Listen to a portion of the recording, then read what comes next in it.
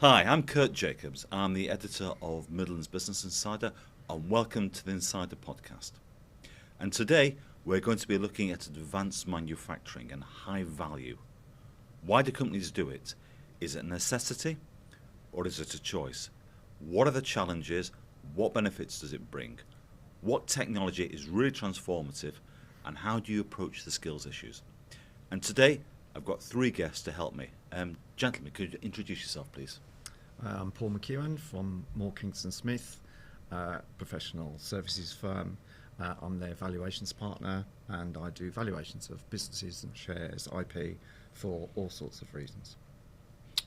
Jason Aldridge, I'm the Managing Director of ASG Arrowsmith Engineering, also a board member of the ASG Group, which is Aero Services Global. Arrowsmith are an aero engine specialist, and the ASG Group are an aerospace group based in the UK.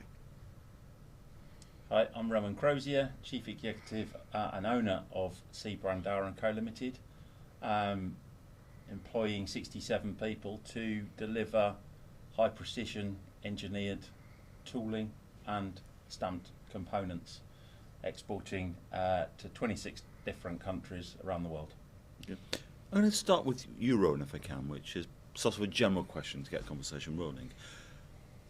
But high-end, high-value engineering, for you, has it been a choice and necessity? It's something we can carry on down the road, because you've got a history of making pen nibs and so forth. You could carry on that sort of cheap mass production.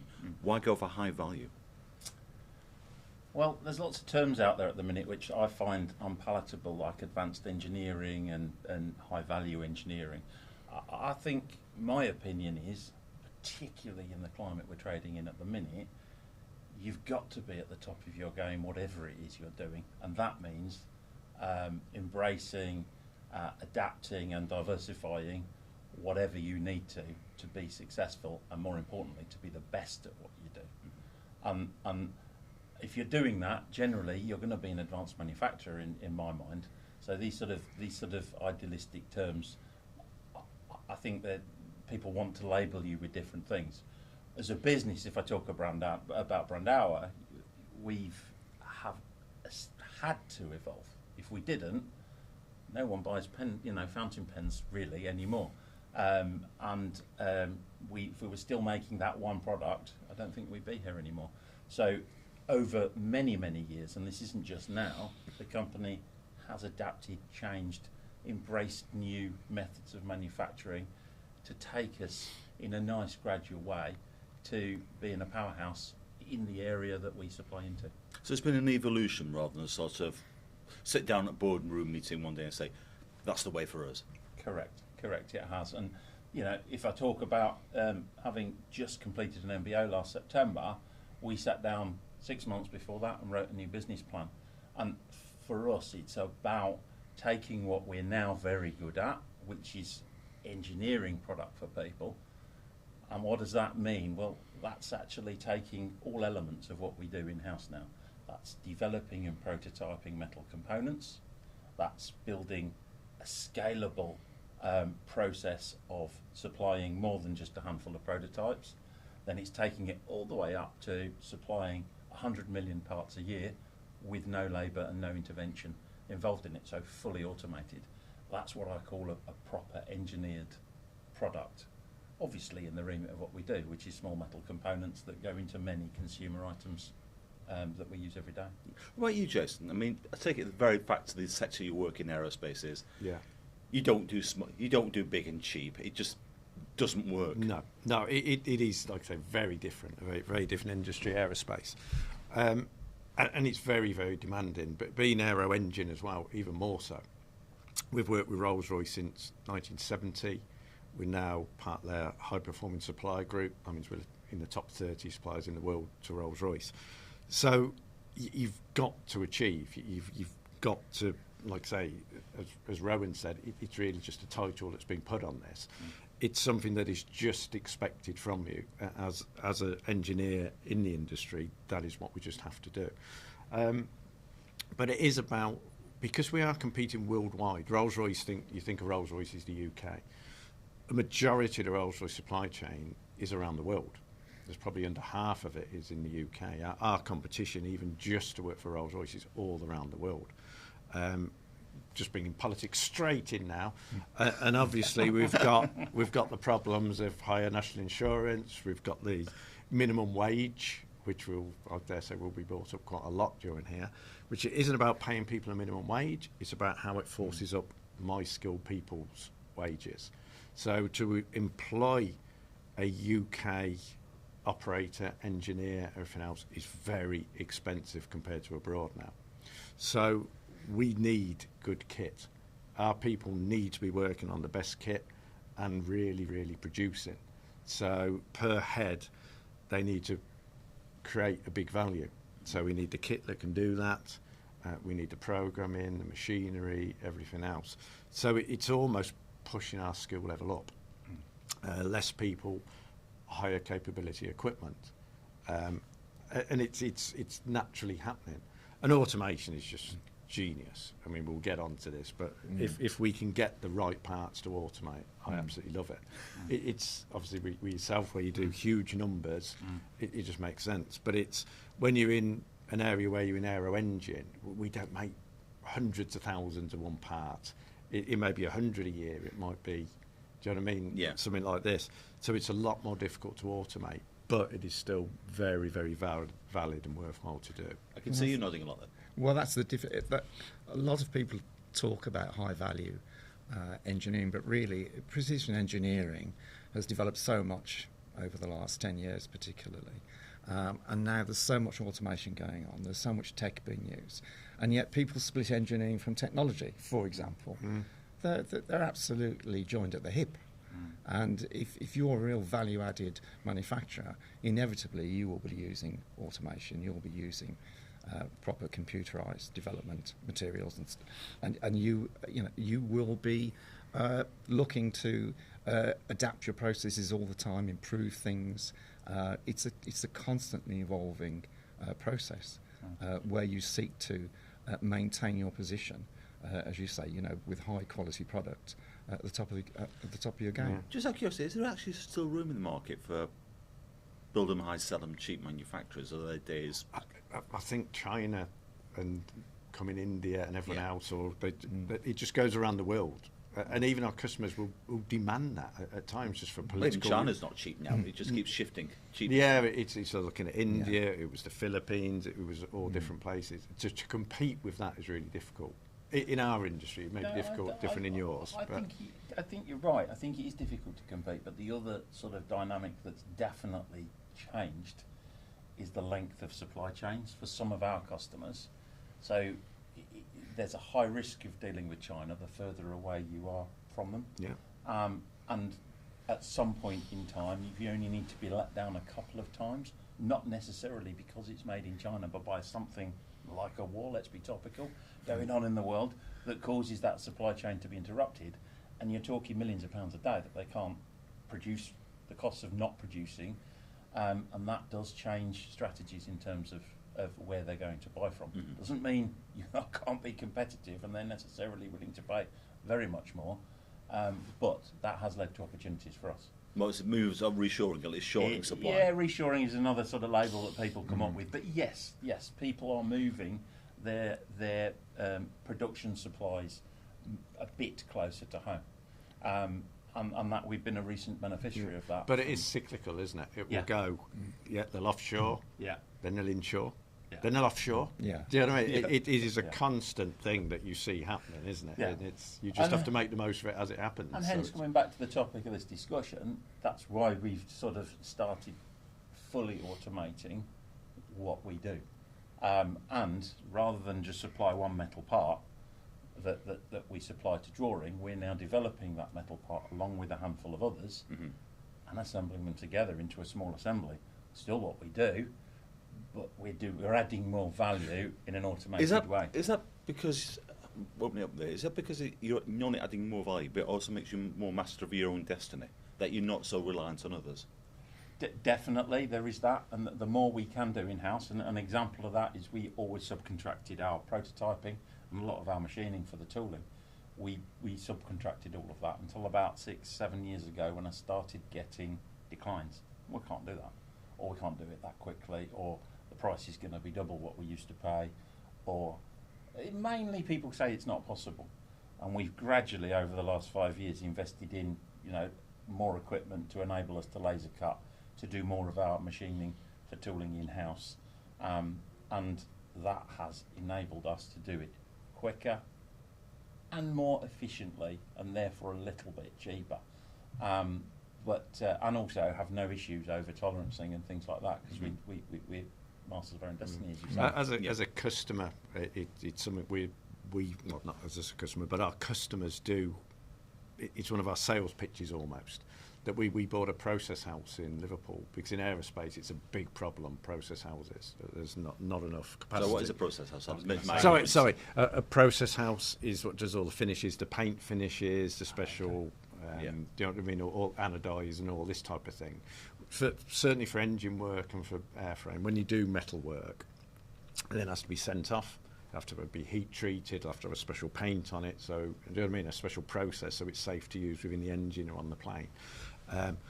So we're bringing in all the different areas, as yourselves in-house, within the group, that can give almost a very old-fashioned statement, a one-stop shop to your customer, so you can keep it. It's almost an offering now.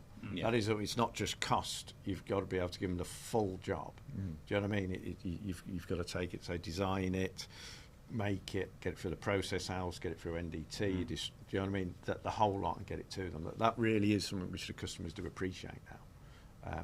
And even having a low-cost offering to go with that you've got some skin in. What's interesting now, putting on view, Paul, is it sounds like we're thinking about advanced manufacturing. It's not moved to hyper-specialisation, sort of we get narrower and narrower and narrower. But you actually, not exactly broadening, but you're moving yourself, it's a way of moving yourself up the supply chain, closer and closer to the customer. It's a move towards excellence. It's a move towards greater excellence all the time, improving whatever we do all the time, isn't it? It's about refining things. It's about looking for new, more efficient ways of getting something done more quickly, more reliably, so no wastage, that sort of thing. It also has impact on the environment. There's, again, you're using far less material because you're much more accurate in what you do. You get it done more quickly. Customers are happy. There's a bit of a virtuous circle there that goes on, and all that commands value, because that adaptability, that ability to be able to see opportunities and be able to move and change things and invest and maybe do it step by step. But it's that flexibility, it's the ability to change to different demands pretty quickly, because there's an in-house skill. And sometimes you guys probably just take it for granted, so the level of skill that sits within your businesses. But that skill level enables you really to flex. We did do that. We didn't realise how valuable our knowledge and skill was in the business until we sort of took a breath. Look, I stepped back and started thinking, we're not winning. Why aren't we winning this business? And what it was, we were oversharing. At the start of the RFQ stage, we were sort of, all my engineers, because they want to solve it, but to do the best for their customer, telling them, why don't you put that rad on there? Why don't you take this out of here? We can make it much easier for that. So they take all that, change their drawings, and then put it out to China to quote it again. Yeah. And at which point I said to them, we've got to stop this. So we'll offer a service. Yeah. So yes, we now sell our knowledge, and it's got quite momentum over the last sort of 2 or 3 years.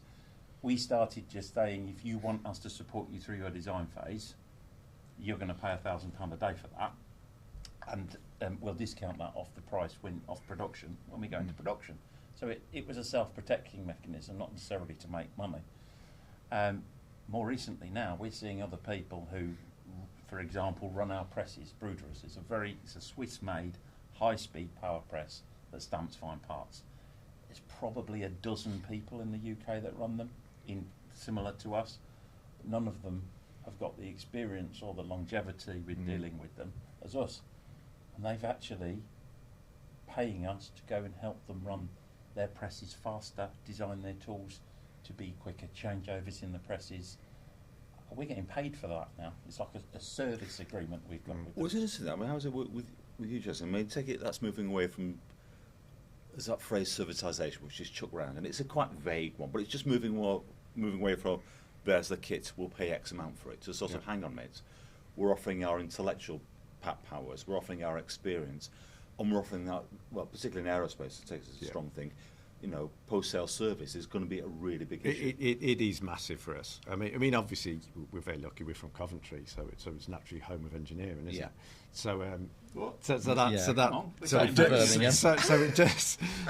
we're very lucky. We've got the MTC next to us. We've got Coventry University next to us. We utilise all of this, and we do a lot of development work with our customers. So Rolls-Royce, ITP, Siemens. So we will.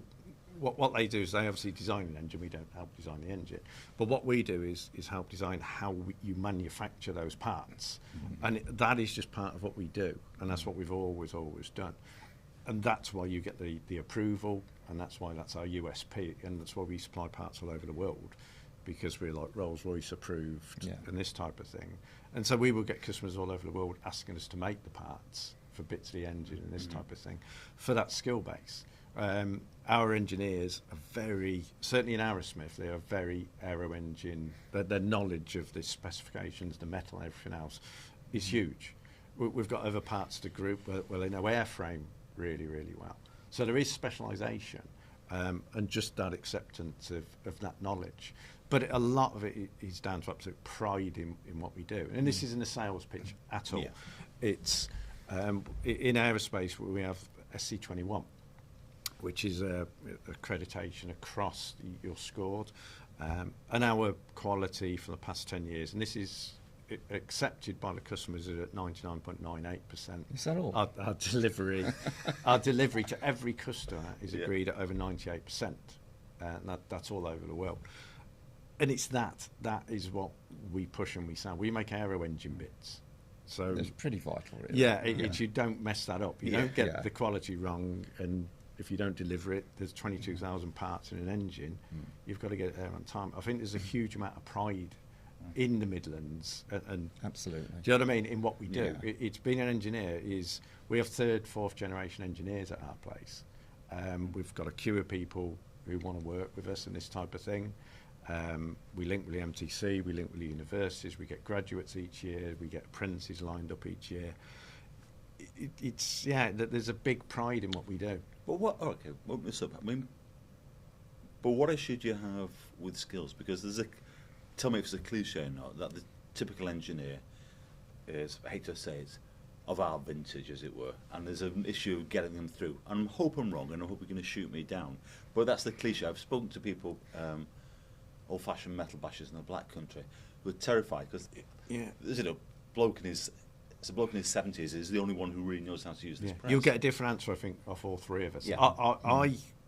We've got probably a 8-year sort of link with the MTC, the Catchmalt Centre, and they get really shiny apprentice kids coming through. And we'll get 2 or 3 a year, and they are very bright kids. Do you know what I mean? A bit divas, actually, in fact. Do you know what I mean? It's the Coventry University, brilliant for us. We get more from Coventry University and Warwick University because they're training proper engineers. I've got one rather from theoretical sort of. Exactly, yeah. I've got one from London, a couple of local, one from up north. They all come down to train there. So we get interns each year, then bring them in that way. There is the families of engineers that we still pull, but we generally do not have a problem getting engineers at Arrowsmith. It's really, I think that's because we are geographically in Coventry. It's not only one of the prettiest cities in the country, it's we've got... So what, you've gone the king of the trade. We've got... Thank you for the Coventry Tourist Board there. There you go. We've got a bit of irony there. But there is a good skills thing. But I know in other areas it's very different, isn't it, to be fair? We could be 10 miles away because engineers don't move very far. I think you're underselling yourself there, really, because, location, Midlands location does help, but unless you're embracing giving young people opportunities, whether that's through apprenticeships or graduate intake or internships or whatever it is you're doing, you will be dead in the water. I see plenty of businesses that are doing nothing, and that's where they end up, with people who are engineers who are 70 years old. We've been doing an apprenticeship scheme for the last 12 years, what I would call properly. We played at it before, and I've now got a business partner who's come through the business from apprentice level. I've got 2 who have just come onto my senior management team, and 3 who are at team leader level. So I've got them all coming through now because of 12 years investment and work. And this is part of that virtuous circle. You build a great business with a great reputation, and people want to join you. And so there will be people coming through. There will be. I mean, I can remember working with a company years ago, valuing know-how, and they were bought out by a big European company listed, specifically for their know-how. They did metal high-speed alloys for use in automotive mainly, to protect vehicles from wear and tear and ball bearings and all this sort of thing. And they were a relatively small business, probably valued about 10 mil at the time, but they had 80% of the world market in these high-speed alloys. And the only real competitor was Mitsubishi. So this European company bought them, and they wanted to replicate what they had in the UK in Europe. So they got the factory in Europe. They took 5 or 6 key individuals from the UK over to Europe to build this factory doing the same thing. The problem was the market, really, the demand was greater, but there was no capacity to supply it. And they could not do it. They could not replicate what they did in the UK in Europe, even with the same people. The know-how was just so incredibly specific. And that, I'm going back 20 years, and I can promise you, I checked this morning, they're still in those same premises, doing what they do. And that's, if you like, that's the epitome of know-how. Now, they will have had people coming through, people leaving, but they know what they're doing in that place, and they do it. And they do it to an exceptional standard. Well, you all 3 mentioned a couple of things here, because going back to that black country metal basher, sort of, there's a tendency for some manufacturers to say, right, I need this, where are they? Having not engaged earlier, it's almost like a supply-demand mentality with skills. But what's really interesting, way 3 have coming out of this is, there's indication it's that advanced manufacturing, high-value manufacturing, whatever you want to call it, is as much a mindset and a culture as it is a set of processes and tech. It's sort of, hang on a minute, you're thinking, we've got to build this, but hang on, we've got to get the skills base. Where do we get the skills? We need to start thinking 10, 15 years ahead. Yeah. We've got to, because it's moving at an exponential rate. You've got to have the youngsters on board. Do you know what I mean? You must have, because technology is moving so quickly. They're going to be the only people who know how to use this goddamn stuff. Yeah. And that is the truth. You've got to get them in on board. So it's like when you go around, how does that work? I have no idea. But they're just quicker. They're better at adapting to it. Honestly, you get a youngster in, they are better adapting to the new equipment than older generations. Yeah. So you've got to bring them in. You've got to change the working environment that it works for them. And that is, that is a massive thing. Changing the environment is huge to deal with this generation. It's massive. We've completely changed our investment profile. So there's certain things where you'd think automation makes sense.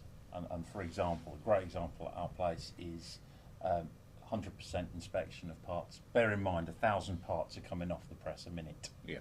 So you've got a lot of product coming off. If one's wrong, how do you pick it up? We control it currently in batch inspections. So, we might lose 1 bin of parts because, the part's gone wrong through that bin, and it's scrap. Now, you start thinking, I know you get pushed all the time. Our board members previously would be saying, why don't we invest in, to save money? When you look at the numbers, I actually scrap £30,000 worth every year because of that 1 bin that's that's caught us out. Well, I can tell you, I've got 48 presses all running at that sort of speed. To put a camera on every press, it's probably £50,000 to £100,000 per press. Yeah. So the return on investment is crazy. So I'll settle for 30 grand. We'll drive at getting that down to 20 and down to 15, and we are on that journey coming down. It's 0.1% of our manufacturing cost is that cost to quality. Yeah. It's nothing. Don't invest in that. What we have done is invest in the presses and the setting procedures basically they become automated on the new presses, so it's a program. So you can de-skill. You don't need a fully qualified setter to set every press. You can a young person, once the program's been written by a qualified setter, pushes a button, off it comes, and off they go. By doing that, I've reduced my set times down from 4 hours to 20 minutes.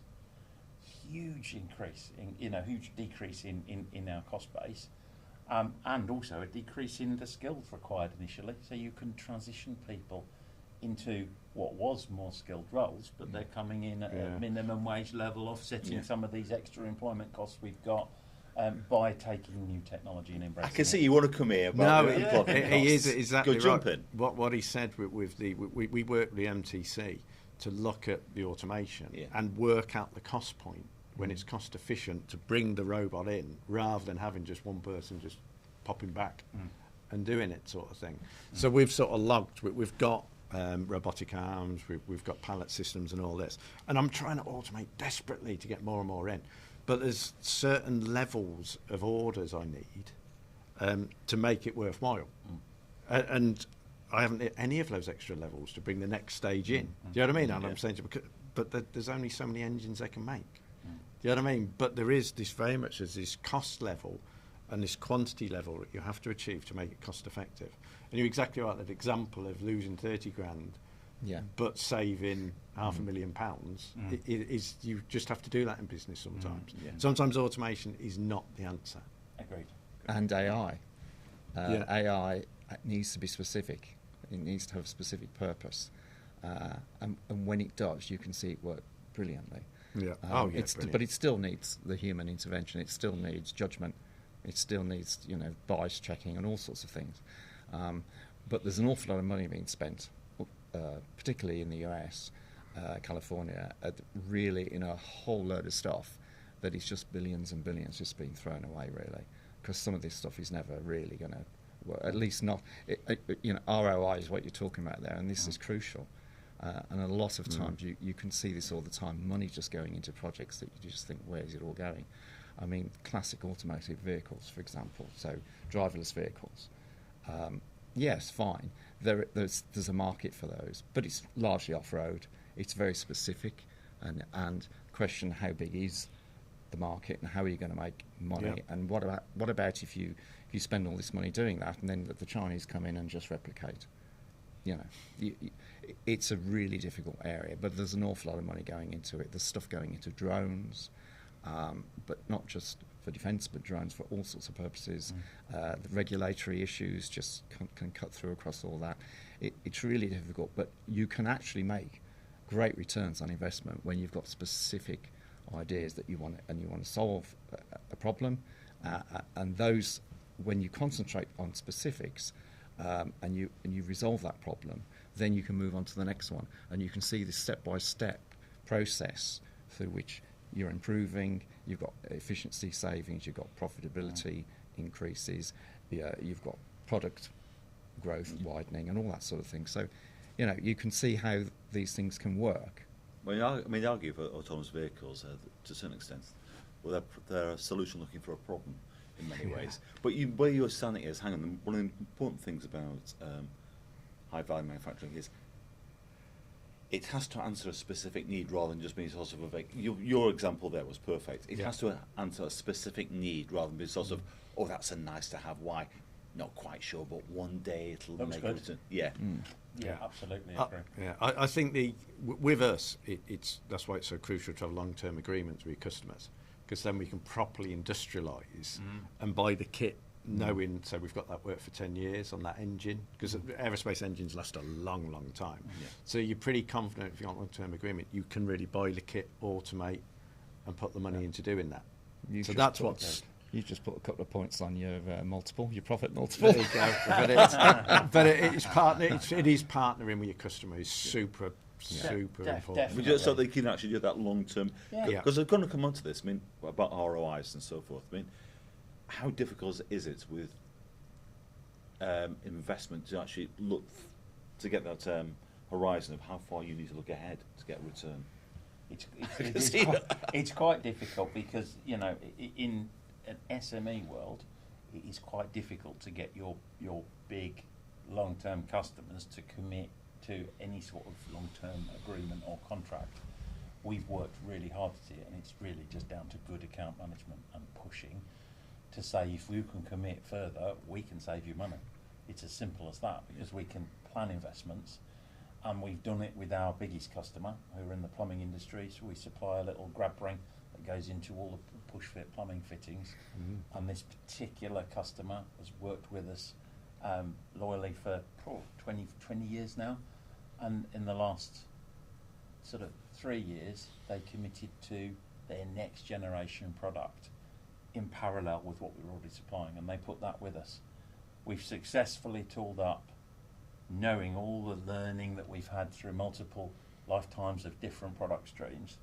It looks a little bit different, but it's a grab ring. It's the same thing doing the same job in a slightly more advanced fitting, and we now run the new one at 500 strokes a minute, which is 1,500 parts a minute on the press, and we were doing it at 150 strokes a minute, 450 parts a minute. So we've multiplied the output rate by 3 with better technology in our tooling, better design, better learning, better technology on the press, better technology on the inspection, and all of that, and that adds up to huge value for the customer, because it's getting a better value product. Can I comment out what metrics actually drive this? Because we're coming to you, Jason. I'm going to sort of say something I don't really believe, but just challenge you. I think about aerospace is it's a quite conservative industry. They hate changing suppliers, because once you're in, so long as you don't mess up badly, you're fairly safe. You're going to tell me differently, but I mean, what is it your ultimate customers, Rolls-Royce, are actually looking for? Is it reducing costs? Is it reliability? Or is that, take it that's a given? Is it innovation? Is it speed? What's really sort of gets them sort of all those, of course. No, but it genuinely is all of those. They want the shirt off your back as well. Yeah, it genuinely is. You've got to say quality is the main thing. Yeah. On aerospace, it's got to be quality. Yeah. You've got to be obsessive about that. Its quality is super important. It's unique metals we work with. Do you know what I mean? We have to order our metals 2 years in advance. And this is the other reason that we need long-term agreements. And 80% of our work is on long-term agreements. So we're actually buying mill runs of metal now. Some of the metal we get, it's the only metal in the world we get it made, and we have to wait 2 years for it to be made, brought to us. And it's all the industries are so very different. So that's why it's so important that we have to have this good relationship with our customers, get these long-term agreements, which can be 3, 5, 10 years. And you have to work very hard to get these and keep it working right and all this type of thing. And that is how we work it. And keeping it in the UK is super difficult, because just 'cause it's a British company, well, we work with a lot of British companies, but it does not mean they will just work with you because you're a British company. You've got to be competitive, you've got to have a USP, you've got to have the quality, the delivery, the cost. Genuinely, honestly, the whole lot, you've got to tick every single box. Because you haven't got that trend factor of, we'll send it to India, we'll send it to China, we'll send it to the Philippines, we'll do a low-cost offering. It's that at times it's more difficult to keep it here than it is to send it abroad. So we almost at times have to perform even better than our competitors abroad to keep the work here. I mean, the one good thing is we get to talk to them. But it's every industry is very difficult. But at the end of the day, it's with us, and you can only work on your own thing. We genuinely work on quality, delivery, customer satisfaction, and it's got to be cost effective. And those 4 are critical. We'll talk about, curious with all 3 of you, I mean, how important though is, you said that's what your ultimate clients are looking for, but how important is the personal relationship, as sort of, you can go to them, they can look you in the eye, and when Jason Rowan says, yeah, I'll do that, I can supply it, trust me. That comes really when there's an issue, if there's a problem, or if they've got a problem. Yeah. It's a very good point. Yeah. Well, that's dumped on you. And you're trusted, aren't you? Yeah. You know, you've probably helped them out many times with different problems. Both you guys will have solved problems, And that reputation for being a problem solver really just commands that loyalty, doesn't it? And as long as you can keep everything else, really is almost quality's taken for granted, isn't it, with you guys? Yeah, it's. I think consistency is like anything in life. You have to. It's a lot of it is consistency of delivery and quality. Yeah. It's getting that reputation almost, but then you've got to be so careful that you're not that good that you're out of the discussions. The worst case is when the people who have messed up tend to get all the work because they're in the floodlight. Do you know what I mean? They're helping them and they've turned it round and now they're the good guys, and it's like so. Sometimes being consistently good goes against you, but I think at the moment that the trend is very much that, certainly in aerospace, that they are looking at the good suppliers and they are trying to look after them now, which is a good thing. And I think that is in general, isn't it, across all industries? Yeah, the relationship side for us is vital. It's absolutely vital, and we did it what I thought was reasonably well prior to COVID. Post-COVID, we were forced to do it more, albeit virtually, or during and post-COVID. Yeah. Once we really looked at how we account manage and how we interact with our customers, and dare I say it, we've standardised it. There's certain things you always say, you always ask, you do, the way we organise, simple things like minutes from meetings, visit reports, share that in the business, share that to the customer, follow up the actions. All of that stuff drives respect. And then, post the MBO, I've made a point of visiting, preferably face-to-face, all of my top 15. Well, that's 85% of our turnover. And I've been to see them face-to-face. There's some one in Israel that we can't go and see at the moment for obvious reasons, but we've done that virtually. And the value that I've got from that is huge. The respect you get from that. Was that the thing though? When it comes again, it goes back to this issue of culture. If you're moving up the food chain, as it were, you become seen less as a supplier and become seen more as a partner. They're coming to you with a problem.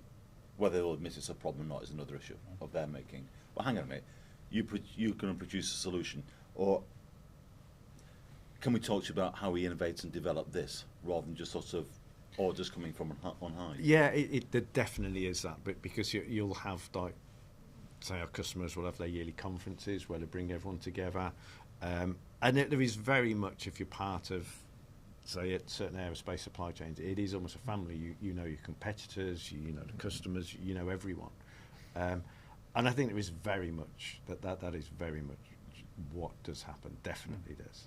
It's a bit further reaching than that for us as well. We get a lot of referrals.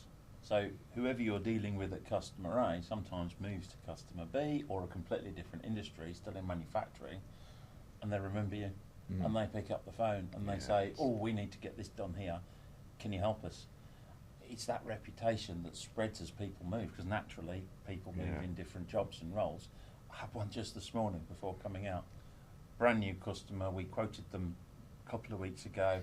They said, "You're in the ballpark, can I come and see you?" Guy came and saw me, and I obviously left it with my sales manager, and I popped in just to say hello and introduce myself and welcome him to Brandauer. And he said, "Oh, the reason why I've come to you is I used to work at a company called ITW Cannon, who don't exist anymore, and we were a supplier to them, so he remembers us being good then." And he had a secondary referral from another customer that they buy from at the moment. Great. How good's that?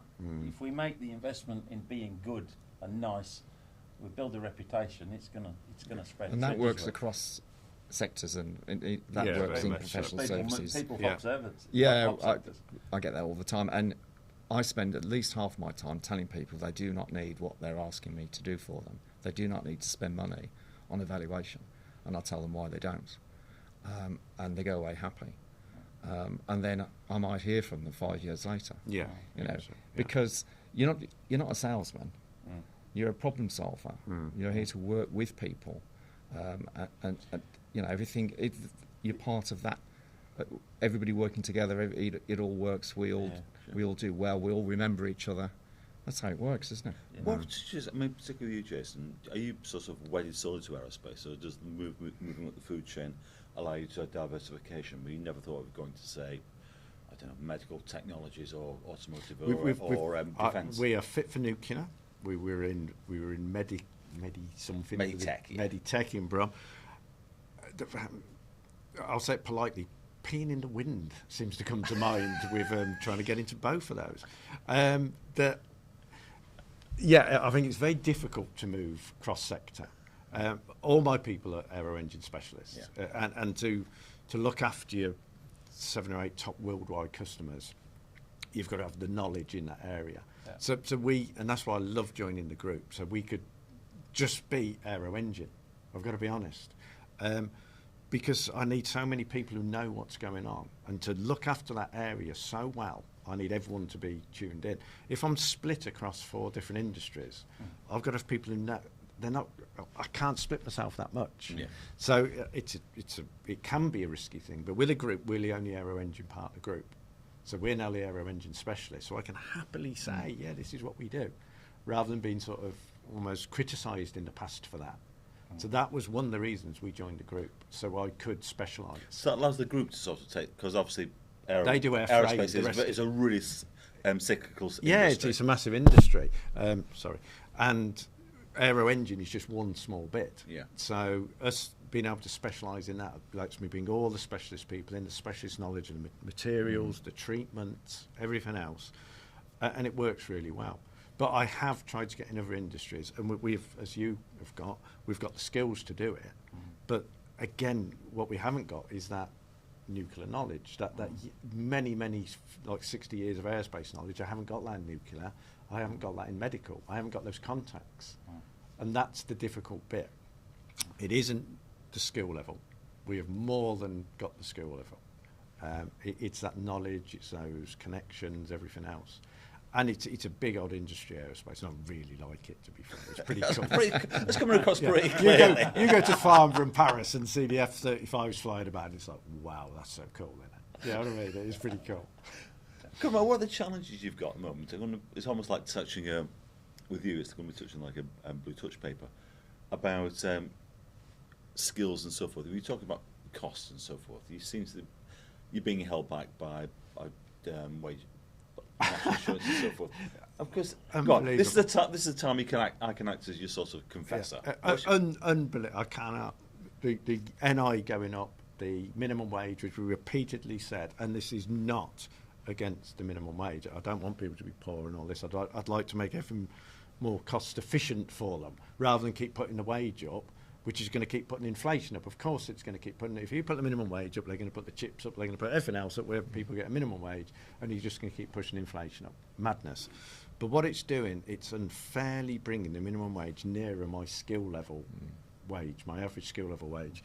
And we cannot every year put the wages up 5%. How is it possible that in 4 years I can put my wage level up 20%? If I've got long-term agreements with worldwide customers, you are making me uneconomic to trade in a world environment. Yeah. That is what they are doing. They're making us uneconomic. So it's what we used to call in the old days differentials between different groups. Yeah, it's the bottom line is you've got to raise the top a little bit more. Other countries aren't doing that, and so you are forcing up our skill level wage and making us uncompetitive. What it does do is force us to be more automated and employ less people. Exactly. Couldn't agree more.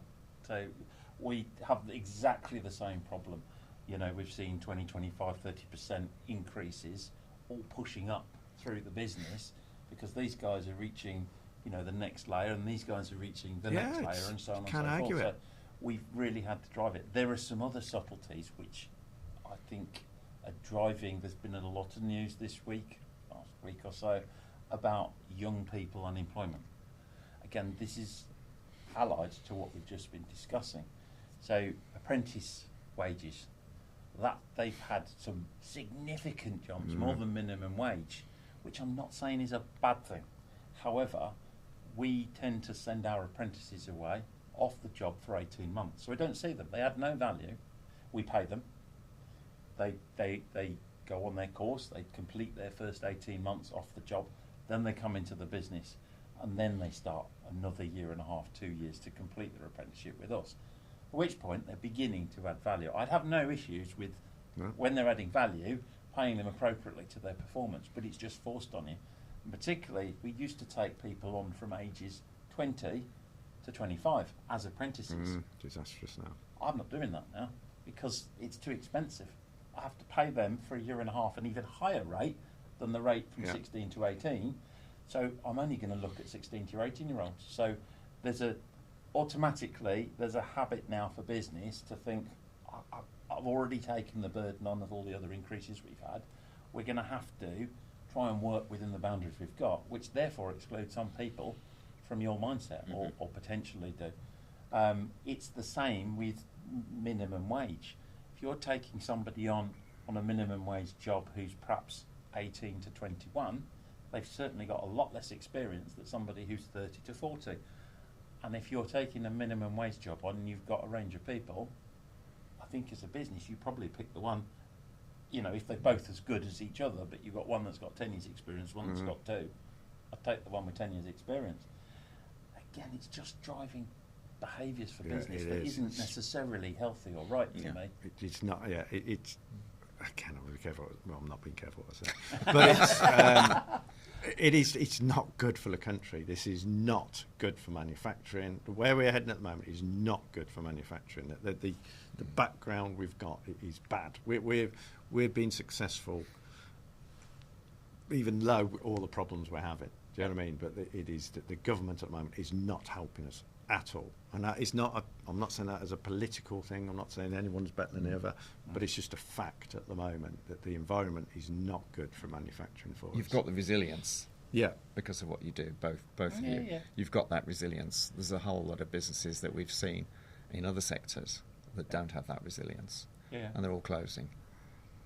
This is what's happening. It is madness, isn't it? Yeah. Well, to a certain extent, because I think we start winding up, but it's one of the great things about going for high value is it creates resilience. The fact is, you're not just going to be appreciate costs are a really big issue you have, but you'll no longer live or die by costs, as it were, or margins. Disagree, please. But it's still a business. I was going to say, I don't necessarily agree with that. I think we've gone through a phase where we've had, I don't know, you call it hyperinflation, we've had high levels of inflation over the last 2 or 3 years. Yeah. And we have been able to pass on certain costs because everyone's in the same boat to a degree. But that is very much coming to an end at the moment. So we're definitely seeing a drive, which we've just been discussing. One area of cost is actually your employment costs going up. We certainly can't pass that on to customers. So this is where it is about, coming back to the point of this chat really, you begin to start focusing on automation where you can actually reduce your costs by doing more or actually employing less people, which we generally don't do. But that's what you're being forced to do. You've got to cut your cloth and everyone's doing it. And we're seeing everything happen from customers now where they're pushing back on certain pricing. They want fixed pricing for longer. They want longer payment terms. And when they have those payment terms, they might not pay us to them. Naming no names, but stop doing it. But yeah, there's all those challenges going on. And people, you can generally feel industry, manufacturing, as you alluded to, beginning to adjust their behaviours into a new chapter or a new phase. Right, I'm going to wind up now. I'm going to go through you each very quickly, which is key takeaway thought from this, either from this conversation or whatever. Basically, a plea, a promise, a prediction, a warning, whatever. Let's start off with you, Paul. Just sort of thing that comes to mind. You'd like somebody who's watched this to the end to take away. Oh my goodness me, that's a difficult one. I can come back to you. I just think what's going on in the world at the moment, for example, is something you can't really legislate for. There's going to be a whole load of regulatory stuff that keeps coming through in all sorts of areas, particularly as we're using more and more automation. We're using AI. We're still working out how to use AI properly, cybersecurity. There's a whole load of issues out there that all need to be dealt with. So I suppose it is more what we need to do actually at the moment is to focus on exceptional performance, focus on quality, focus on back office, making sure everything's going cloud, for example. You don't want to be maintaining servers, expensive servers these days. You really want to be looking at cloud. So it's about efficiency, I think, focusing on what you do, how you make that more efficient and therefore more profitable, and therefore make yourself more resilient, and look for opportunity, because undoubtedly there are going to be many opportunities. But at the moment, there's a lot of turmoil going on in the world at the moment, and everybody is really just waiting to see what happens. And everybody's in the same boat. So if I had any answers, I wouldn't be sitting here, bluntly. And neither would other people. You know, we're all trying to work on these things together, aren't we? But I think what you guys do, you know, and the focus that you guys have, that's as good as it gets, frankly. And there's still room for improvement with all of us, and that's what we're trying to do. So I think it's about getting the basics right to start, making sure you've got the basics right, making sure you're as efficient as you can be, and then start building from there. Okay. Jason? When he was talking, I had a thing, an epitome. I waffled an on for too epitome. long. No, an epitome. And it was like, yeah, that one. That one, yeah. And it was, and I thought, this is the perfect analogy I can give you to finish with. If Cov keep winning, we will be promoted. So just don't look at what the results are in the championship. If we keep winning, we're top of the league. If we keep winning, we'll be promoted this season. Okay, and that's very much how I look at us at the moment. If we keep our quality, our delivery, our customer performance, and we keep the right costs, do you know what I mean, in-house and externally, that is all we can do. Yeah. Because that is all we have done, and we'll live or die by our reputation, sort of thing. But I think that at the moment, with the world how it is, and how industry is, and how trends are with LSM work and all this, that is all we can do is keep up the best performance we can, keep an eye on what is going on around us, and be better than our competitors. Yeah. And that genuinely that's all we can do. It's the best that we can do, isn't it? Cut my waffle and keep that in. I completely agree with Jason, really, and I was thinking along the lines of, you know, I just opened the conversation. It's survival of the fittest at the minute. What does fit look like? It's winning, and stay focused on what you're good at. Make the investments where there is a measured return that you can see, and adopt automation or other technology, AI or other things that give you that big return. I was going to give a tip, really, because for SMEs it's difficult, even building a plan, working out that return of investment. It's still a big lump of money to find. How can you de-risk it? Go and look for funding. There is funding out there. It's limited. So my top tip is speak to a local university who can signpost you there. Speak to Made Smarter. Speak to West Midlands Combined Authority.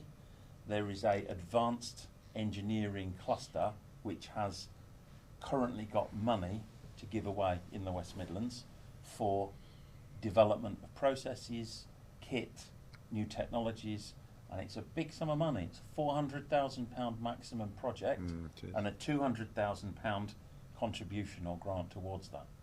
That's a decent chunk.